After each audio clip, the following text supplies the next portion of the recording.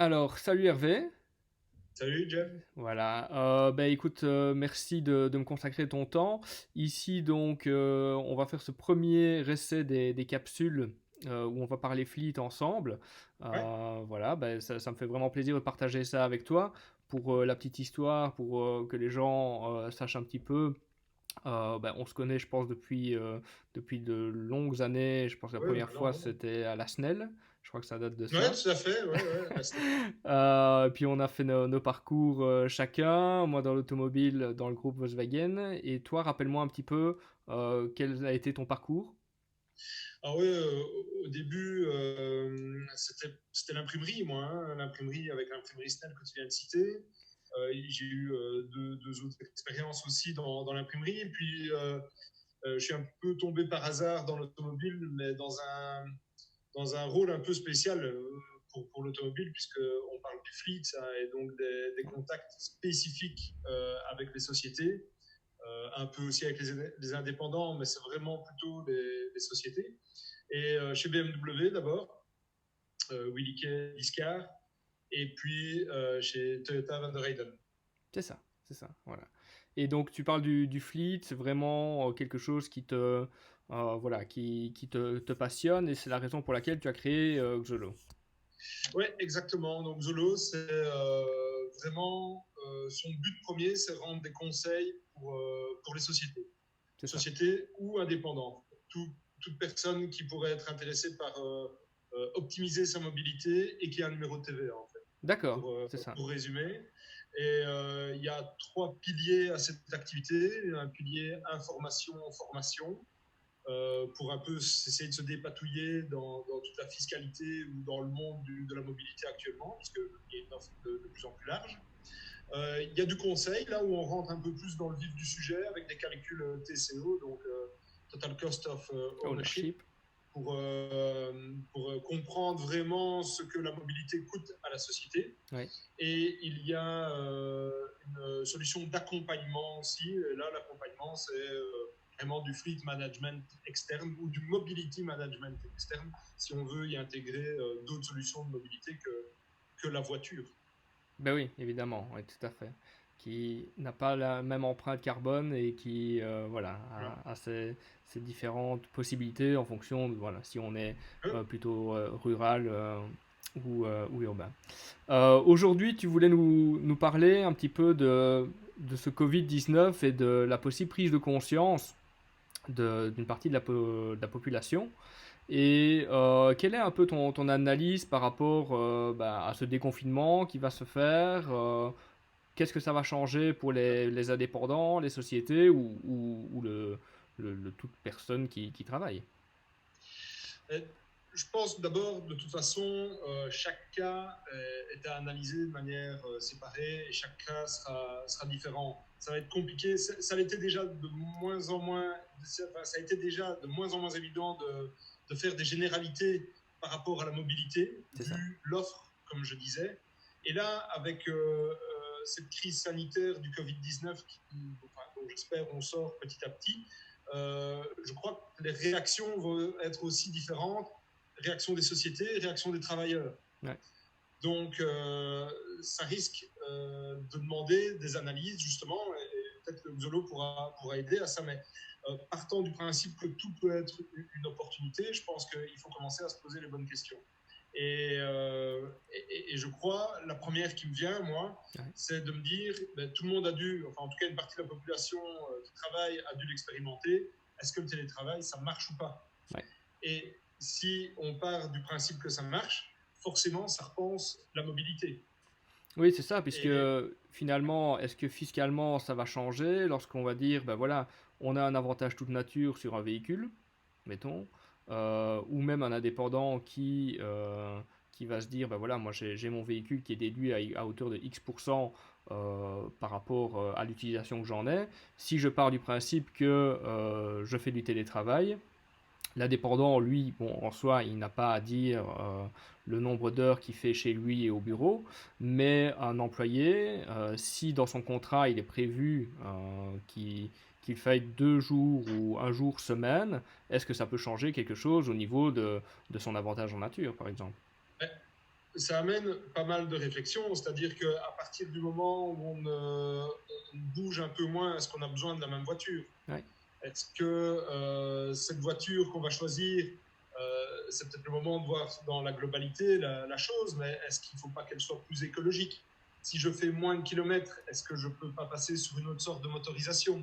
Et donc, autre sorte de motorisation veut dire déductibilité différente. Peut-être compenser aussi, tant qu'on y est dans la réflexion, avec l'apport d'un vélo dans cette solution de mobilité. c'est ça. Moi, je crois que le télétravail risque d'avoir le vent en poupe. Bah oui. Ici, moi, Et je me avec le, rappelle. Oui, vas-y. Ouais. et avec le télétravail, peut-être que le budget mobilité aussi va avoir le vent en poupe. Ouais. Parce Ici, que moi, quitte je à me réfléchir rappelle. à une chose, je pense qu'il faut réfléchir globalement. Tout à fait. Je me rappelle de, avant que Swatch vende, entre guillemets, ou crée Smart avec Mercedes, j'avais eu l'info que leur idée de mobilité, et pourtant ça date puisque c'était avant leur création, c'était de dire la Smart, ils ne vont pas la vendre, ils vont la louer, et on va voir certainement plus tard que ce sera de plus en plus le cas même pour le privé, mais qu'ils vont enfin ils voulaient la proposer avec une solution de mobilité autre, c'est-à-dire que pour toutes les grandes villes, la Smart était la voiture de la semaine et le week-end, ils rendaient, le vendredi soir mettons, ils rendent le véhicule à la concession et ils ont un véhicule pour partir en balade, partir en famille, puisque la semaine, aller au boulot, ils n'ont pas besoin d'une grande voiture, d'un 4x4 ou autre. Ils ont une petite citadine enfin Oui. micro-citadine, qui est vraiment top pour aller juste faire le travail qu'il faut et prendre le moins de place possible. Et le week-end, bah, partir en famille avec un monospace ou avoir la possibilité d'avoir un véhicule cabrio ou ce genre de choses. Je pense que finalement, c'était il y a très très longtemps, mais est-ce que c'est pas la future solution? Si, et c'est déjà une solution que certains leasers essayent de mettre en place pour promouvoir l'électrique, Ouais, pour essayer de repousser les barrières au niveau des conducteurs qui n'oseraient pas passer à l'électrique, et c'est de se dire, ben oui, voilà, je paye peut-être un petit fee en plus dans ma mensualité de leasing, mais pendant 2, 3 semaines sur l'année, j'ai droit à retrouver une voiture plus grande pour partir en vacances, par exemple. c'est ça. Ouais. C'est des solutions qui ont été évoquées par les leasers pour l'électrique. Et donc, cette réflexion par rapport au Covid-19, ben, si on part du principe que le télétravail explose, Ouais. on a besoin de faire moins de kilomètres, donc probablement d'une voiture moins grande, sauf si on est amené à transporter. Et là, on doit rester Ouais, dans le même évidemment, ouais. gabarit. Mais, mais on va probablement prendre une voiture moins grande. Et dans les voitures moins grandes, l'offre, elle est large. Alors, est-ce que je dois prendre une essence ou est-ce que j'ai la possibilité de prendre une électrique? Ce ne sera pas la même déductibilité pour la société. Est-ce que je l'accompagne d'une autre solution de mobilité ou pas? Vraiment à voir. C'est pour ça que je disais le cas par cas va être de plus en plus primordial Oui, bien sûr. dans les réflexions pour se déplacer. Hein, et il va falloir prendre le temps de le faire. C'est pas du temps, enfin, c'est pas du temps directement rentable. Donc, je pense qu'il Ouais. va y avoir aussi un déclic qui doit se faire au sein des décideurs dans les sociétés pour pouvoir prendre le temps de se poser, d'analyser et puis de partir sur des solutions à moyen terme. Je n'oserais plus dire à long terme actuellement, parce qu'on ne sait pas ce qui peut se passer, on ne sait pas comment le marché va évoluer, Mhm. mais au moins prendre des solutions à moyen terme. Mais pour ça, ça doit être réfléchi à la base. Ah oui, bien sûr. Ouais, tout à fait. Parfait. Donc voilà, l'exemple typique, je me dis, ben, je fais 25 000 km l'année, je vais économiser peut-être 5 000 km parce que je vais faire du télétravail. Voilà, à 20 000 km, est-ce que j'ai encore besoin, pour ces 20 000 là, de faire d'une aussi grosse voiture? Est-ce que je garde la même motorisation? Parce qu'on sait bien que 20 000, on n'est plus du tout sur du diesel actuellement sur le marché. Mhm. Donc voilà, différence de déductibilité, ce qui amène aussi des calculs TCE derrière pour réfléchir la chose correctement. Et puis je me dis, si on continue la réflexion encore, euh, avec le télétravail, j'économise 5 000. Et si je prends un vélo et que j'économise encore 3 000, Ouais. à 17 000 km, qu'est-ce que je fais? Ouais, tout à fait. En Et faisant la là, promotion de la vidéo d'aujourd'hui, je recevais une info de Isaac, tu as certainement vu aussi, ouais, et qui nous disait, bah tiens, voilà, voilà une information, le déconfinement, ok, les embouteillages. c'est clair qu'avec le télétravail, ça va peut-être un peu réguler ça, mais bon, à voir. C'est ce que les politiques espèrent.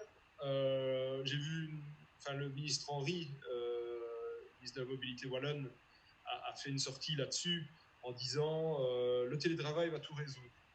Euh, voilà, je ne juge pas, je ne sais pas sur quelle étude il se base. Non, j'en sais rien du tout, je ne sais pas comment il est conseillé. Euh, voilà, il faudrait voir, il faudrait analyser les chiffres, il faudrait faire vraiment une étude de grande ampleur. Ce que je crois n'a jamais été fait, ou alors s'il y en a eu une, en tout cas, on n'en a pas fait la publicité. Donc voilà, souvent quand on sort quelque chose de bien à la région wallonne, on en parle quand même. Donc, Normalement. ben ouais, voilà, donc je ne sais pas s'il y a eu quelque chose de grande ampleur à ce niveau-là. Alors c'est clair que ça risque de résoudre une partie du problème. Maintenant, parler des embouteillages et d'un autre côté parler de la fiscalité du télétravail, c'est un peu comme si on parlait de peinture de deux manières différentes, Ouais, pour revenir sur Elisa. C'est parler d'une certaine façon des techniques de comment peindre une façade et de l'autre façon des techniques de comment fabriquer la peinture. On ne parle pas tout à fait de la même tout à fait. chose.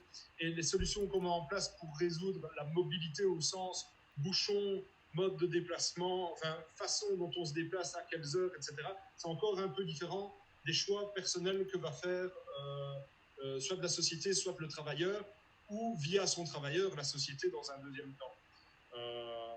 Maintenant, voilà, il ne va pas y avoir de solution magique. Non, c'est Ça, c'est certain, clair. c'est certain. Mais il va falloir, pour moi, réfléchir correctement à amener des choses intéressantes. Ben, c'est le moment, hein, quand on vit quelque chose d'exceptionnel comme ça, je crois que c'est tout à fait le moment pour se poser de nouvelles questions. Oui, c'est clair qu'il y a une réflexion sur l'alimentation, sur énormément de choses, et il sera certainement très intéressant de voir un peu comment ça évolue, en espérant aussi que les politiques suivent et encouragent, entre guillemets, des moyens de mobilité, de défiscalisation sympathiques, quoi. C'est ça aussi. On parlait, donc là, on s'est un peu braqué sur le changement de motorisation, peut-être amener le vélo. Est-ce que les moyens de transport publics vont se réinventer? Ouais. Est-ce que les gens vont avoir confiance, vont se dire, bah oui, c'est vrai, je fais du télétravail, quitte à diminuer mon empreinte carbone et à gagner du temps, à ne plus être dans les embouteillages, je vais peut-être passer au transport public, mais est-ce que quelqu'un, là, actuellement, aurait envie d'aller dans les transports publics? Alors, deux aspects à ça. De un, est-ce qu'on a confiance dans le fait d'arriver à l'heure, dans le fait que ces transports soient entretenus, dans le fait qu'on paye le prix juste pour ces transports? Ça, c'est une chose, c'est une première question. La deuxième question, c'est aussi une question de confiance, mais une confiance sanitaire. Ouais, bien sûr. Comment les transports publics vont se réinventer au niveau sanitaire? Là, dans les pays qui ont recommencé à vendre des voitures, on se rend compte que tout ce qui peut aider à la purification de l'air dans les voitures est une option, est la première option vendue. D'accord. Donc, je parle du Japon, je parle de la Chine, c'est la première option vendue dans les voitures. Voilà, va-t-on suivre la même courbe? Finalement, et c'est ça qui est paradoxal, c'est pour ça qu'il faut réfléchir correctement. Là où on est le plus en sécurité actuellement pour faire ce C'est transport, pour c'est sa dans son voiture. coco, c'est dans sa voiture. Ouais, ouais. Et puis après, tu le disais aussi au début, c'est le cas par cas qui joue. Une personne qui a un emploi de bureau sur la journée, le transport en commun, c'est pas un problème, mais un commercial ou quelqu'un qui doit avoir X Voilà. clients sur la journée, le transport en commun, d'un point A à un point B, c'est physiquement pas possible. Non. Donc, c'est Oui, clair. tout à fait. Donc, il va y avoir aussi une réflexion que les pouvoirs publics, justement, Ouais, vont devoir faire, ne serait-ce qu'au niveau de leur transport. Et c'est vrai qu'ils sont un petit peu tiraillés à ce moment-là. C'est comment, même si c'est toujours du public, comment essayer d'être rentable avec ma branche transport public, mais comment, d'un autre côté, réguler le flux de voitures ou promouvoir l'électricité, puisque c'est aussi moi qui délivre les permis pour pouvoir installer des bornes. ouais. Donc, au bout d'un moment, tout s'imbrique et je pense que la réflexion, elle n'est pas facile Non, c'est et elle certain. demande vraiment de se poser. Après, je ne juge pas sur la pertinence des gens qui réfléchissent pour le moment. je sais même pas qui ils sont, en fait, Mais finalement. non, oui, finalement. J'ai pas fait la recherche, hein, maintenant je ne juge pas, mais je ne sais pas comment le ministre Henry, par exemple, est entouré. Donc, est-ce pertinent, est-ce pas pertinent? On Il y en l'espère. a qui se posent la question pour les cellules du Covid, donc on peut le faire pour la mobilité aussi. Tout à fait. Eh ben, écoute Hervé, je te remercie énormément. On va se donner rendez-vous la semaine prochaine pour un prochain débat. Tu voulais parler du TCO. Oui, Voilà. Donc, notre voilà. norme va devenir essentielle, je pense, dans toutes les sociétés. Voilà, tout à fait. Et ben voilà, ma cher lecteur, ben, n'hésitez pas à poser vos questions. De cette manière, on pourra les noter et vous y répondre le mieux possible. Merci et à bientôt. Ciao Merci. Hervé.